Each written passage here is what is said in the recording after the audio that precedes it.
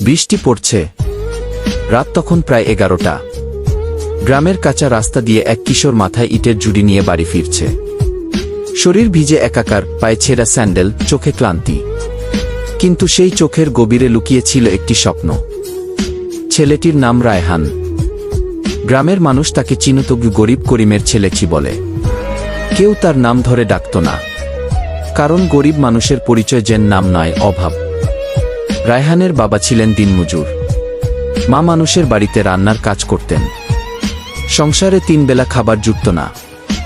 অনেক রাতে মা নিজের ভাগের ভাত ছেলের প্লেটে তুলে দিয়ে বলতেন, আমি বিকেলেই খেয়ে নিয়েছি বাবা, গি।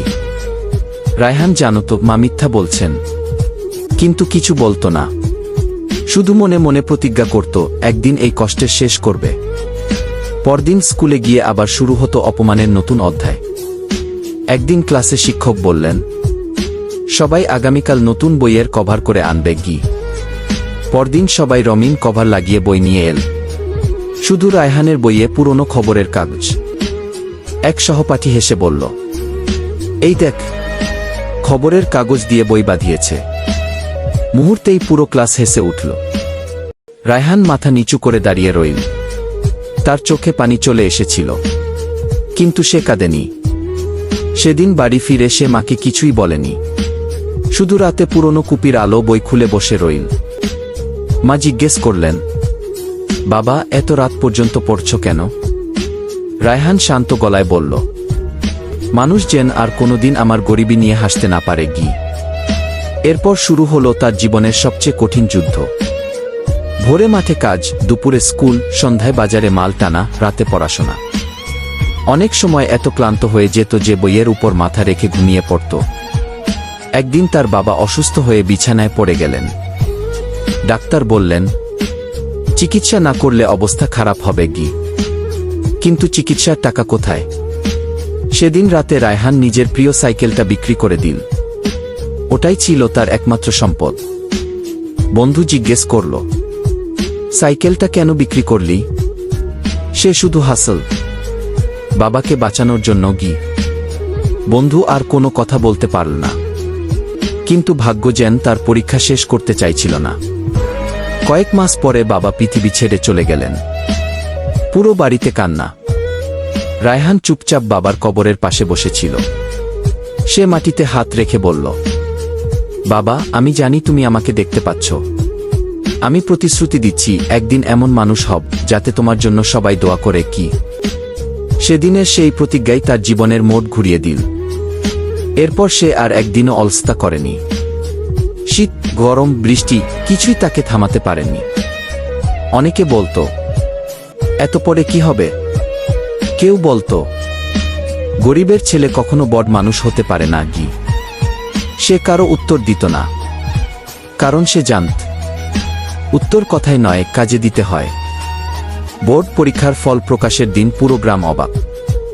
রায়হান শুধু পাশ করেনি, পুরো জেলায় প্রথম হয়েছে। যারা একদিন তাকে অপমান করেছিল তারাই আজ মিষ্টি নিয়ে বাড়িতে আসছে। কিন্তু রায়হানের সংগ্রাম তখনও শেষ হয়নি। বিশ্ববিদ্যালয়ে ভর্তি হল, কিন্তু টাকার অভাবে হোস্টেলে থাকতে পারল না। দিনে ক্লাস, রাতে রেস্টুরেন্টে কাজ। কখনো কখনো রাত 3টায় ঘুমিয়ে আবার সকাল 7টায় ক্লাসে যেত। একদিন ক্ষুধায় অজ্ঞান হয়ে পড়ে গেল।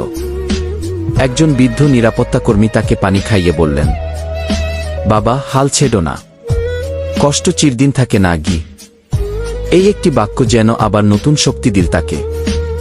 বছর কেটে গেল। বিশ্ববিদ্যালয়ের শেষ বর্ষে একটি বড় কোম্পানির চাকরির পরীক্ষায় অংশ নিল। হাজার হাজার প্রার্থী। অনেকে বলছিল, তোর হবে না, গি।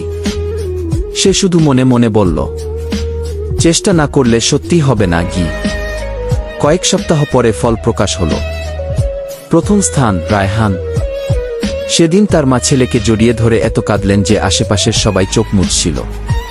প্রথম বেতনের টাকা হাতে নিয়ে রায়হান মাকে নতুন একটি শাড়ি কিনে দিল। মা শাড়িটা বুকে জড়িয়ে শুধু বললেন, আজ আমার জীবন সফল। কিন্তু রায়হান নিজের জন্য কিছুই কিনল না। সে গ্রামের স্কুলে একটি লাইব্রেরি তৈরি করল। সেখানে দরিদ্র ছাত্রদের জন্য সব বই বিনামূল্যে রাখা হলো। উদ্বোধনের দিন সেই শিক্ষকও উপস্থিত ছিলেন, যিনি একদিন বলেছিলেন, তুমি যদি নিজের ওপর বিশ্বাস রাখো, একদিন জিতবেই কি। শিক্ষক তাকে বুকে জড়িয়ে ধরলেন। কয়েক বছর পরে রায়হানকে দেশের অন্যতম সেরা তরুণ উদ্যোক্তার সম্মাননা দেওয়া হলো। হাজারো মানুষের সামনে তাকে বক্তৃতা দিতে বলা হলো। সে মঞ্চে উঠে কিছুক্ষণ নীরব রইল। তারপর বলল, আজ আমি যে জায়গায় দাঁড়িয়ে আছি, এটা কোনো অলৌকিক ঘটনা নয়। এটা হাজারো অপমান, শত শত নির্ঘুম রাত, অসংখ্য কান্না আর অসীম ধৈর্যের ফল। হল জুড়ে নিস্তব্ধতা। সে আবার বলল, যেদিন সবাই তোমাকে ব্যর্থ বলবে, সেদিন ভেঙে পড়ো না। কারণ মানুষ বর্তমান দেখে বিচার করে, কিন্তু আল্লাহ তোমার ভবিষ্যৎ জানেন কি। সবাই দাঁড়িয়ে করতালি দিল। বক্তৃতা শেষে এক ছোট ছেলে এসে বলল, ভাইয়া, আমি খুব গরিব, আমিও কি একদিন পারব? রায়হান ছেলেটির কাঁধে হাত রেখে বলল, তুমি যদি প্রতিদিন নিজের স্বপ্নের জন্য এক ধাপ এগিয়ে যাও, তাহলে পৃথিবীর কোনো শক্তি তোমাকে থামাতে পারবে না। কি বহু বছর পরে মানুষ আর তাকে কি গরিবের ছেলে কি বলে ডাকত না। সবাই তাকে চিনত। হাজারো তরুণের অনুপ্রেরণা রায়হান কি নামে। শেষ কথা, জীবনে হয়তো আজ তোমার পাশে কেউ নেই, হয়তো সবাই তোমাকে ছোট করছে, হয়তো তোমার পকেট খালি, হয়তো তোমার চোখে জল, কিন্তু মনে রেখো, আজকের কষ্টই আগামী দিনের শক্তি। আজকের ব্যর্থতাই আগামী দিনের সফলতার গল্প। আজ যারা তোমাকে নিয়ে হাসছে, একদিন তারাই তোমার সাফল্যের গল্প অন্যদের শোনাবে। কারণ ইতিহাস কখনো তাদের মনে রাখে না যারা হাল ছেড়ে দেয়। ইতিহাস মনে রাখে শুধু তাদের, যারা হাজার বাধা পেরিয়েও নিজের স্বপ্নকে বাঁচিয়ে রাখে। তাই কখনো হাল ছেড়ো না। তোমার গল্পের সবচেয়ে সুন্দর অধ্যায়টি হয়তো এখনো লেখা বাকি।